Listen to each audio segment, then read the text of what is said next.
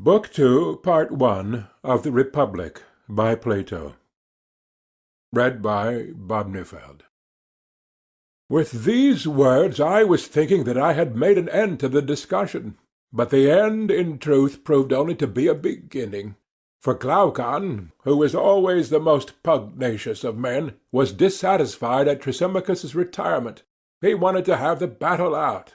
So he said to me, "Socrates, do you wish really to persuade us, or only to seem to have persuaded us, that to be just is always better than to be unjust?"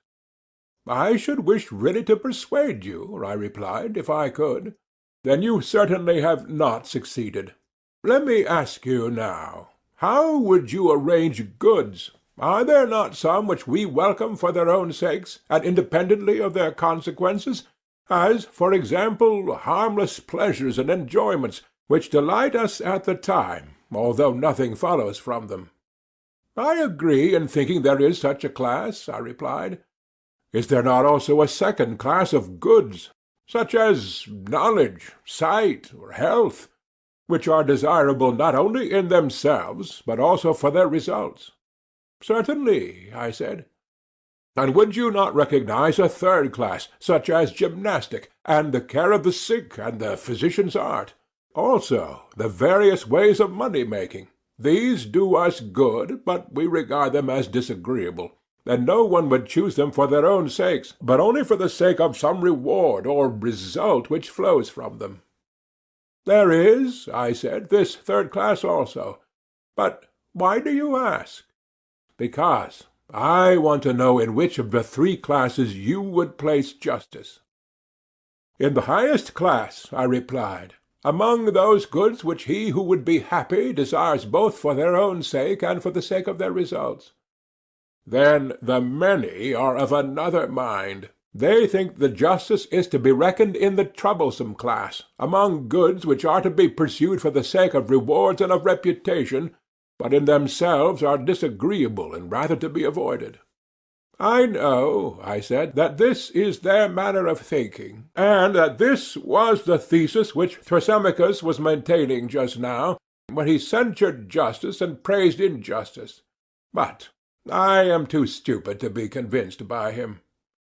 "I wish," he said, "that you should hear me as well as him, and then I shall see whether you and I agree. For Thrasymachus seems to me like a snake to have been charmed by your voice sooner than he ought to have been. But to my mind the nature of justice and injustice have not yet been made clear. Setting aside their rewards and results, I want to know what they are in themselves, and how they inwardly work in the soul. If you please, then, I will revive the argument of Thrasymachus, and first I will speak of the nature and origin of justice according to the common view of them. Secondly, I will show that all men who practice justice do so against their will, of necessity, but not as a good. And thirdly, I will argue that there is reason in this view, for the life of the unjust is after all better far than the life of the just, if what they say is true, Socrates, since I myself am not of their opinion.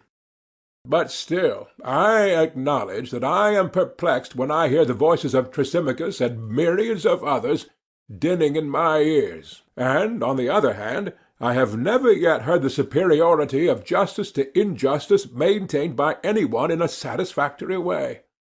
I want to hear justice praised in respect of itself. Then I shall be satisfied, and you are the person from whom I think that I am most likely to hear this, and therefore I will praise the unjust life to the utmost of my power, and my manner of speaking will indicate the manner in which I desire to hear you too praising justice and censuring injustice.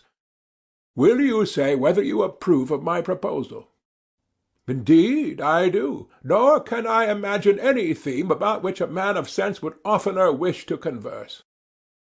"I am delighted," he replied, "to hear you say so, and shall begin by speaking, as I proposed, of the nature and origin of justice. They say that to do injustice is by nature good, to suffer injustice evil. but that the evil is greater than the good. And so when men have both done and suffered injustice, and have had experience of both, not being able to avoid the one and obtain the other, they think that they had better agree among themselves to have neither. Hence there arise laws and mutual covenants, and that which is ordained by law is termed by them lawful and just. Thus they affirm to be the origin and nature of justice. It is a mean or compromise between the best of all, which is to do injustice and not be punished, and the worst of all, which is to suffer injustice without the power of retaliation. And justice, being at a middle point between the two, is tolerated, not as a good, but as the lesser evil, and honoured by reason of the inability of men to do injustice. For no man who is worthy to be called a man would ever submit to such an agreement if he were able to resist. He would be mad if he did. Such is the received account, Socrates, of the nature and origin of justice. Now that those who practice justice do so involuntarily, and because they have not the power to be unjust, will best appear if we imagine something of this kind. Having given both to the just and the unjust power to do what they will, let us watch and see whither desire will lead them. Then we shall discover in the very act the just and unjust man to be proceeding along the same road, following their interests, which all natures deem to be their good, and are only diverted into the path of justice by the force of law. The liberty which we are supposing may be most completely given to them in the form of such a power as is said to have been possessed by Gyges, the ancestor of Croesus the Lydian. According to the tradition, Gyges was a shepherd in the service of the king of Lydia. There was a great storm, and an earthquake made an opening in the earth at the place where he was feeding his flock. Amazed at the sight, he descended into the opening, where, among other marvels, he beheld a hollow brazen horse, having doors, at which he, stooping and looking in, saw a dead body of stature, as appeared to him, more than human, and having nothing on but a gold ring. This he took from the finger of the dead, and reascended. Now the shepherds met together, according to custom, that they might send their monthly report about the flocks to the king. Into their assembly he came, having the ring on his finger, and as he was sitting among them, he chanced to turn the collet of the ring inside his hand, when instantly he became invisible to the rest of the company, and they began to speak of him as if he were no longer present. He was astonished at this, and again touching the ring, he turned the collet outwards and reappeared. He made several trials of the ring, and always with the same result. When he turned the collet inwards, he became invisible; when outwards, he reappeared.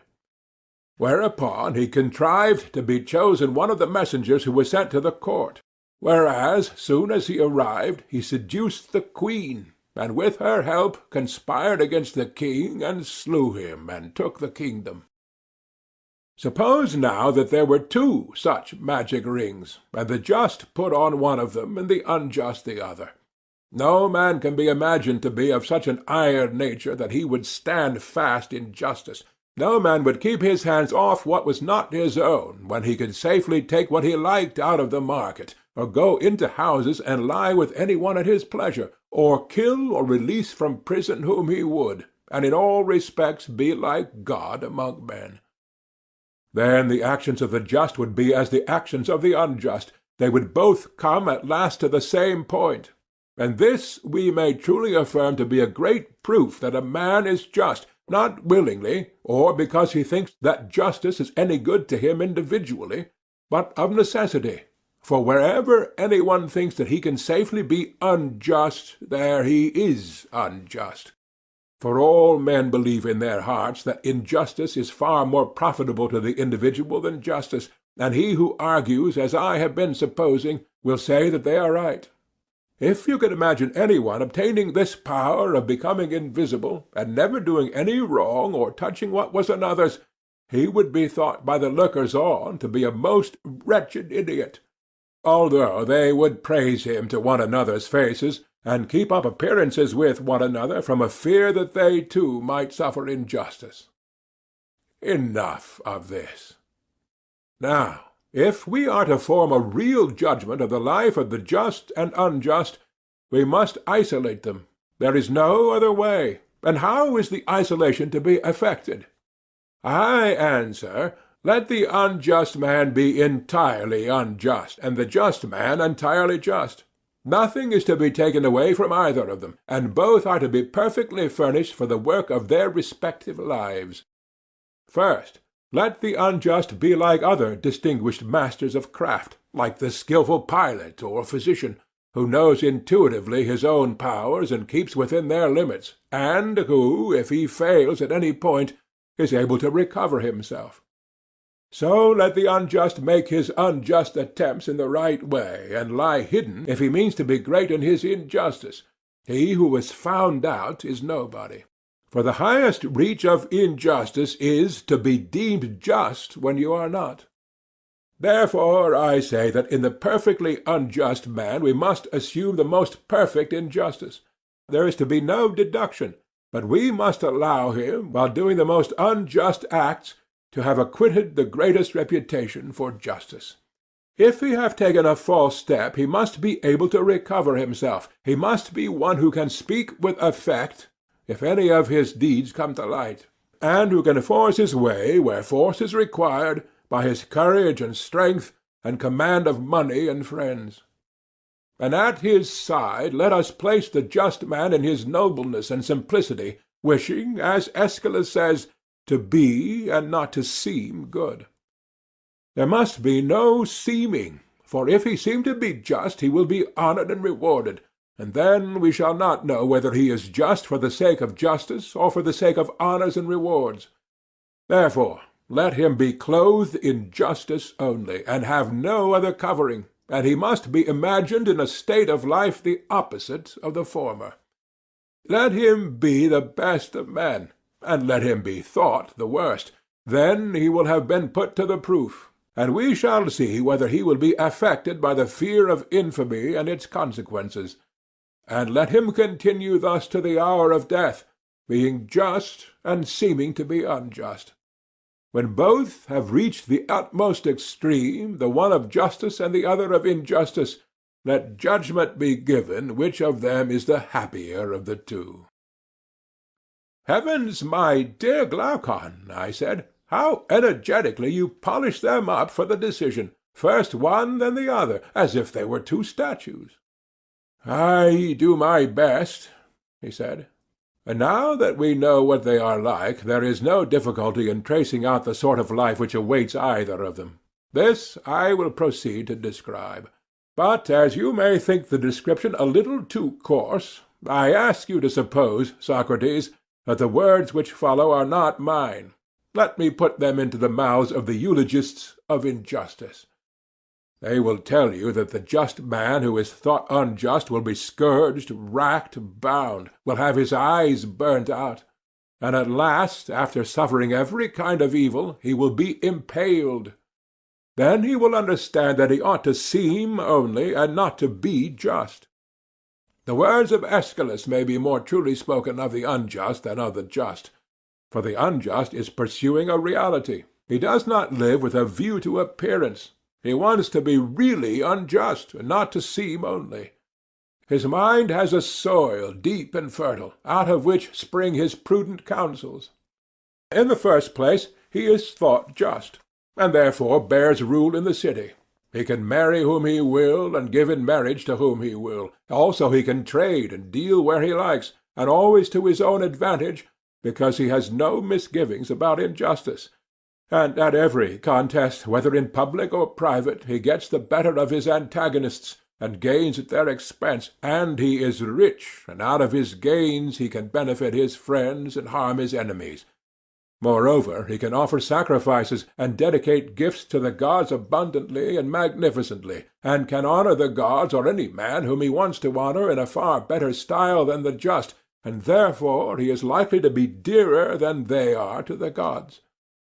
And thus, Socrates, gods and men are said to unite in making the life of the unjust better than the life of the just. I was going to say something in answer to Glaucon, when Adeimantus his brother interposed. Socrates, he said, Do you not suppose that there is nothing more to be urged? Why, what else is there? I answered. The strongest point of all has not even been mentioned, he replied. Well, then, according to the proverb, let brother help brother. If he fails in any part, do you assist him. Although I must confess that Glaucon has already said quite enough to lay me in the dust, and take from me the power of helping justice. Nonsense, he replied. But let me add something more. There is another side to Glaucon's argument about the praise and censure of justice and injustice, which is equally required in order to bring out what I believe to be his meaning. Parents and tutors are always telling their sons and their wards that they are to be just. But why? Not for the sake of justice, but for the sake of character and reputation, in the hope of obtaining for him who is reputed just some of these offices, marriages, and the like which Glaucon has enumerated among the advantages accruing to the unjust from the reputation of justice. More, however, is made of appearances by this class of persons than by the others, for they throw in the good opinion of the gods, and will tell you of a shower of benefits which the heavens, as they say, rain upon the pious. And this accords with the testimony of the noble Hesiod and Homer, the first of whom says that the gods make the oaks of the just to bear acorns at their summit and bees in the middle, and the sheep are bowed down with the weight of their fleeces, and many other blessings of a like kind are provided for them.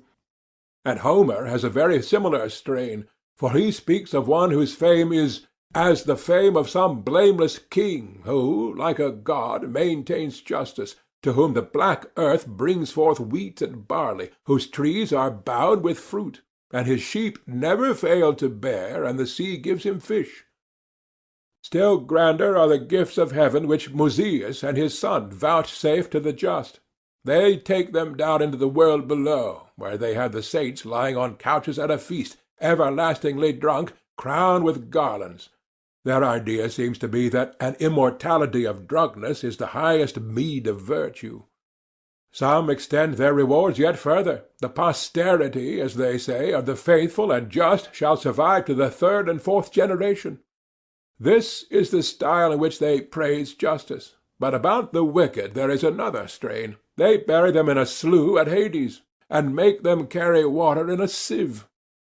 Also, while they are yet living, they bring them to infamy, and inflict upon them the punishments which Glaucon described as the portion of the just who are reputed to be unjust. Nothing else does their invention supply. Such is the manner of praising the one and censuring the other.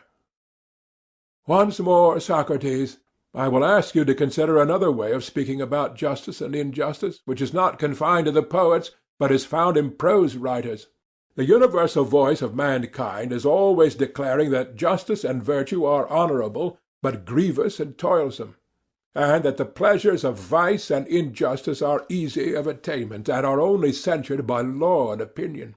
They say also that honesty is for the most part less profitable than dishonesty, and they are quite ready to call wicked men happy, and to honor them both in public and private when they are rich or in any other way influential, while they despise and overlook those who may be weak and poor, even though acknowledging them to be better than the others.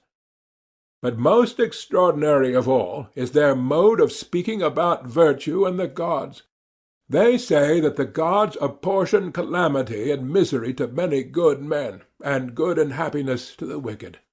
The mendicant prophets go to rich men's doors and persuade them that they have a power committed to them by the gods, of making an atonement for man's own or his ancestors' sins by sacrifices or charms, with rejoicings and feasts. And they promise to harm an enemy, whether just or unjust, at a small cost, with magic arts and incantations binding heaven, as they say, to execute their will. And the poets are the authorities to whom they appeal, now smoothing the path of vice with the words of Hesiod. Vice may be had in abundance without trouble. The way is smooth, and her dwelling-place is near. But before virtue the gods have set toil, and a tedious and uphill road. Then, citing Homer as a witness that the gods may be influenced by men, for he also says, The gods too may be turned from their purpose, and men pray to them and avert their wrath by sacrifices and soothing entreaties, and by libations and the odour of fat, when they have sinned and transgressed.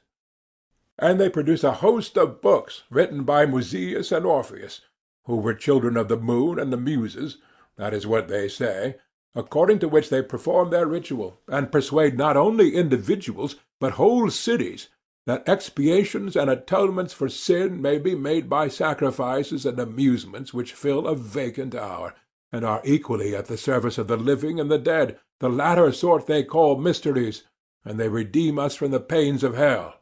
But if we neglect them, no one knows what awaits us.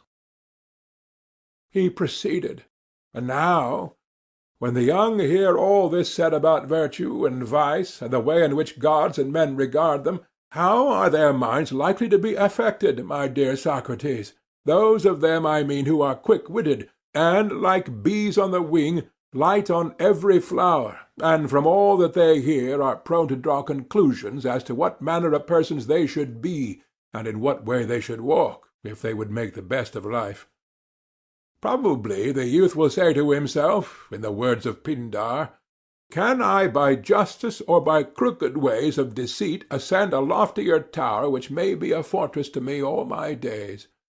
For what men say is that if I am really just, and not also thought just, profit there is none, but the pain and loss on the other hand are unmistakable. But if, though unjust, I acquire the reputation of justice, a heavenly life is promised to me. Since then, as philosophers prove, appearance tyrannizes over truth and is lord of happiness, to appearance I must devote myself. I will describe around me a picture and shadow of virtue to be the vestibule and exterior of my house. Behind I will trail the subtle and crafty fox, as Archilochus, greatest of sages, recommends.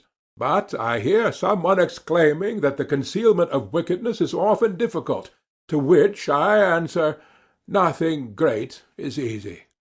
Nevertheless, the argument indicates this, if we would be happy, to be the path along which we should proceed. With a view to concealment we will establish secret brotherhoods and political clubs. And there are professors of rhetoric who teach the art of persuading courts and assemblies, and so, partly by persuasion and partly by force, I shall make unlawful gains and not be punished. Still I hear a voice saying that the gods cannot be deceived, neither can they be compelled.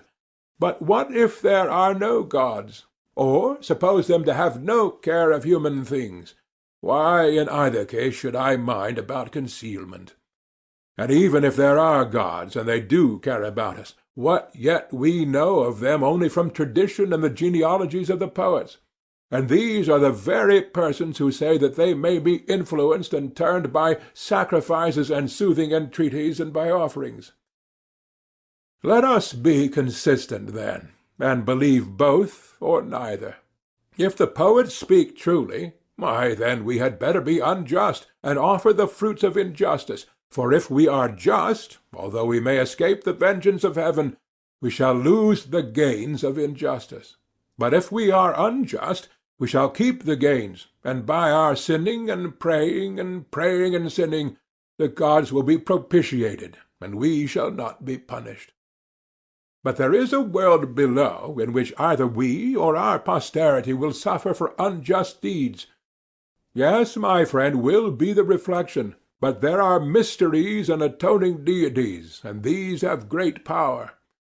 This is what mighty cities declare, and the children of the gods, who were their poets and prophets, bear a like testimony.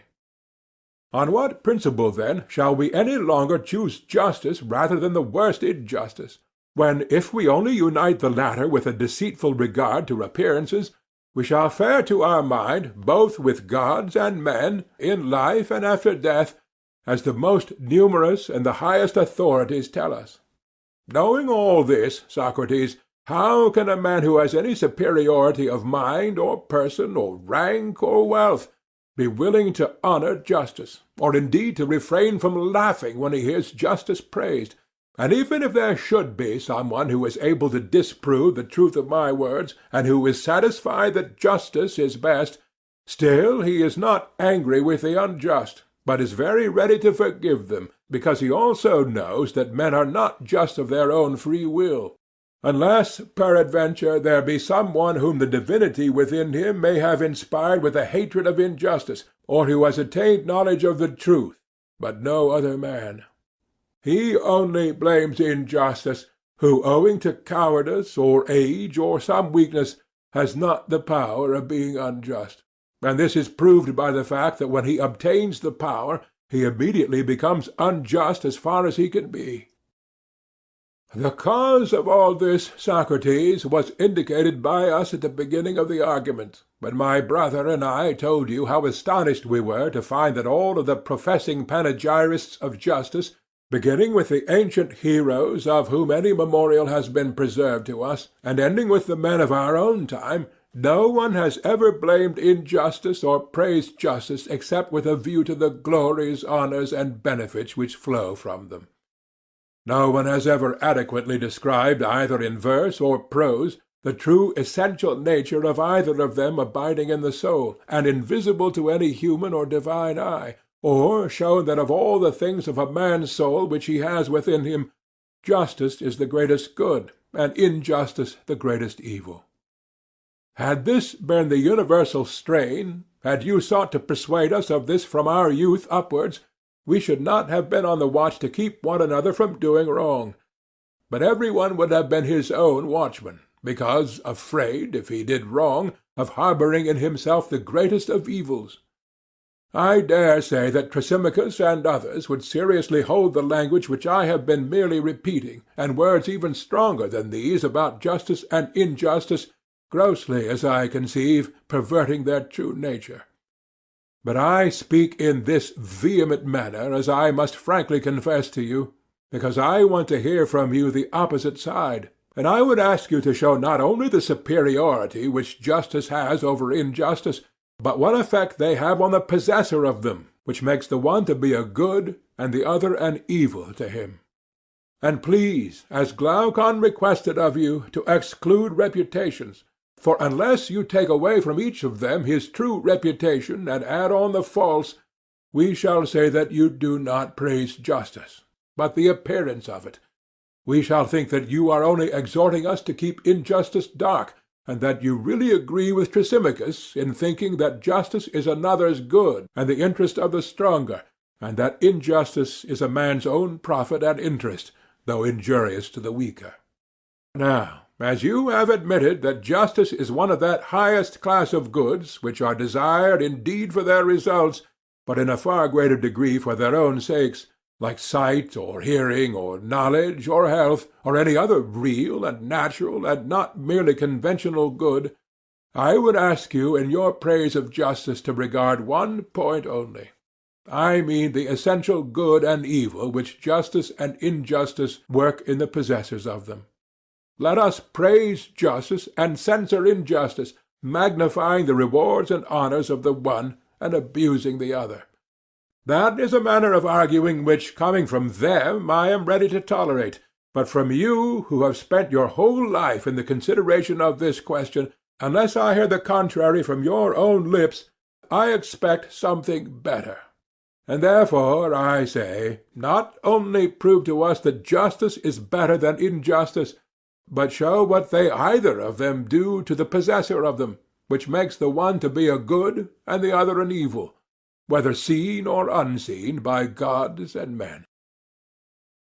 I have always admired the genius of Glaucon and Adeimantus, but on hearing these words I was quite delighted, and said, "Sons of an illustrious father, that was not a bad beginning of the elegiac verses which the admirer of Glaucon made in honour of you after you had distinguished yourselves at the battle of Megara.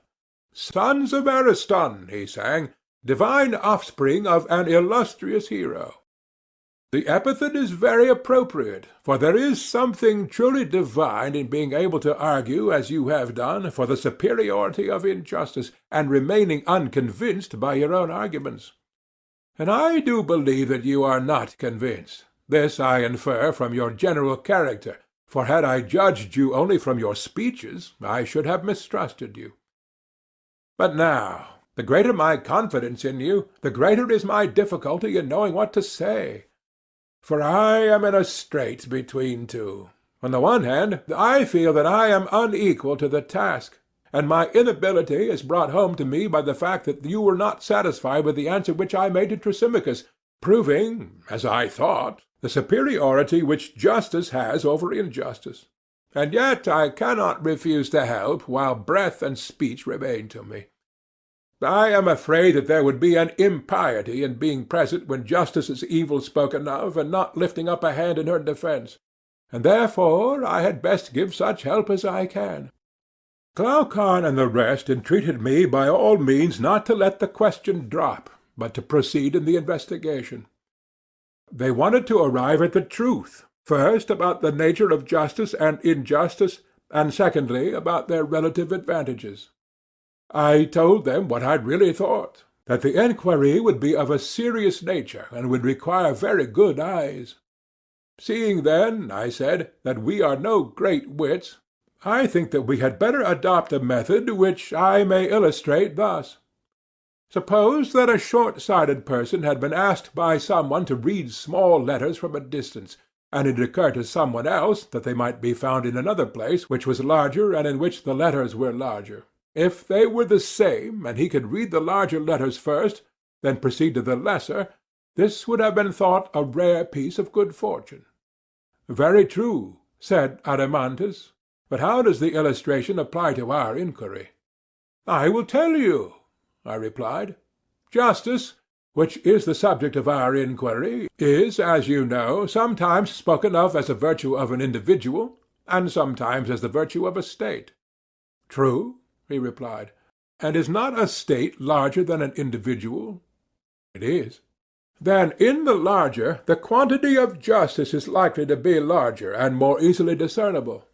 I propose, therefore, that we inquire into the nature of justice and injustice, first as they appear in the state, and secondly in the individual, proceeding from the greater to the lesser, and comparing them. That, he said, is an excellent proposal. And if we imagine the state in process of creation, we shall see the justice and injustice of the state in process of creation also. I dare say. When the state is completed, there may be a hope that the object of our search will be more easily discovered. Yes, far more easily. But ought we to attempt to construct one? I said, for to do so, as I am inclined to think, will be a very serious task. Reflect, therefore. I have reflected, said Adeimantus, and I am anxious that you should proceed.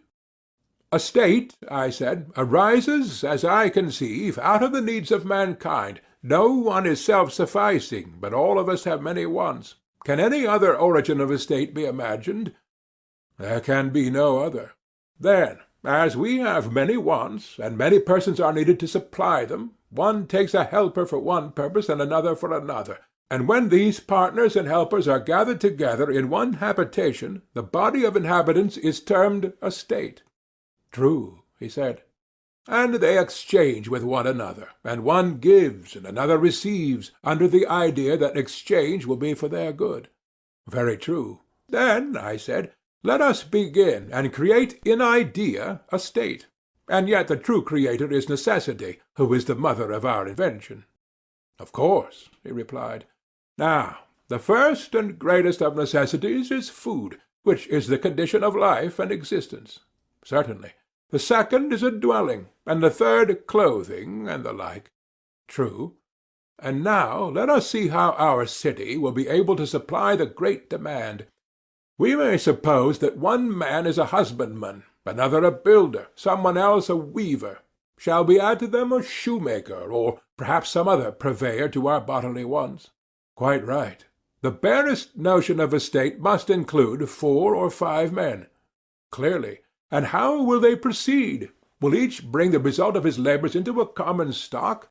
The individual husbandman, for example, producing for 4, and laboring 4 times as long and as much as he need in the provision of food with which he supplies others as well as himself. Or will he have nothing to do with others, and not be at the trouble of producing for them, but provide for himself alone a fourth of the food in a fourth of the time, and in the remaining three-fourths of his time be employed in making a house, or a coat, or a pair of shoes, having no partnership with others, but supplying himself all his own wants? Adeimantus thought that he should aim at producing food only, and not at producing everything. Probably, I replied, that would be the better way. And when I hear you say this, I am myself reminded that we are not all alike. There are diversities of natures among us which are adapted to different occupations. Very true. And will you have a work better done when the workman has many occupations, or when he has only one? When he has only one. Further, there can be no doubt that a work is spoilt when not done at the right time. No doubt. For business is not disposed to wait until the doer of the business is at leisure, but the doer must follow up what he is doing and make the business his first object. He must. And if so, we must infer that all things are produced more plentifully and easily and of a better quality when one man does one thing which is natural to him, and does it at the right time, and leaves other things. Undoubtedly. Then more than 4 citizens will be required, for the husbandman will not make his own plough or mattock or other implements of agriculture, if they are to be good for anything. Neither will the builder make his tools, and he too needs many, and in like manner the weaver and the shoemaker. True. Then carpenters and smiths and many other artisans will be sharers in our little state, which is already beginning to grow. True. Yet even if we add neatherds, shepherds, and other herdsmen, in order that our husbandmen may have oxen to plough with, and builders as well as husbandmen may have draught cattle, and curriers and weavers fleeces and hides, still our state will not be very large. That is true. Yet neither will it be a very small state which contains all these. Then again there is the situation of the city. To find a place where nothing need be imported is well nigh impossible. Impossible. Then there must be another class of citizens who will bring the required supply from another city. There must. But if the trader goes empty-handed, having nothing which they require who would supply his need, he will come back empty-handed. That is certain. And therefore what they produce at home must not be only enough for themselves, but such both in quantity and quality as to accommodate those from whom their wants are supplied. Very true. Then more husbandmen and more artisans will be required. They will. Not to mention the importers and exporters, who are called merchants. Yes. Then we shall want merchants. We shall. And if merchandise is to be carried over the sea, skilful sailors will also be needed, and in considerable numbers. Yes, in considerable numbers. Then, again, within the city, how will they exchange their productions? To secure such an exchange was, as you will remember, one of our principal objects when we formed them into a society and constituted a state. Clearly they will buy and sell. Then they will need a market-place, and a money-token for purposes of exchange. Certainly. Suppose now that a husbandman or an artisan brings some production to market, and he comes at a time when there is no one to exchange with him. Is he to leave his calling and sit idle in the market-place? Not at all. He will find people there who, seeing the want, undertake the office of salesmen. In well-ordered states, they are commonly those who are the weakest in bodily strength, and therefore of little use for any other purpose. Their duty is to be in the market, and to give money in exchange for goods to those who desire to sell, and to take money from those who desire to buy. This want, then, creates a class of retail traders in our state. Is not retailer the term which is applied to those who sit in the market-place engaged in buying and selling, while those who wander from one city to another are called merchants? Yes, he said. And there is another class of servants who are intellectually hardly on the level of companionship. Still they have plenty of bodily strength for labor, which accordingly they sell, and are called, if I do not mistake, hirelings, hire being the name which is given to the price of their labor. True. Then hirelings will help to make up our population? Yes. And now, Adeimantus, is our state matured and perfected? I think so. Where, then, is justice, and where is injustice, and in what part of the state did they spring up? Probably in the dealings of these citizens with one another. I cannot imagine that they are more likely to be found anywhere else. I dare say that you are right in your suggestion, I said. We had better think the matter out, and not shrink from the enquiry. End of Book 2, Part 1.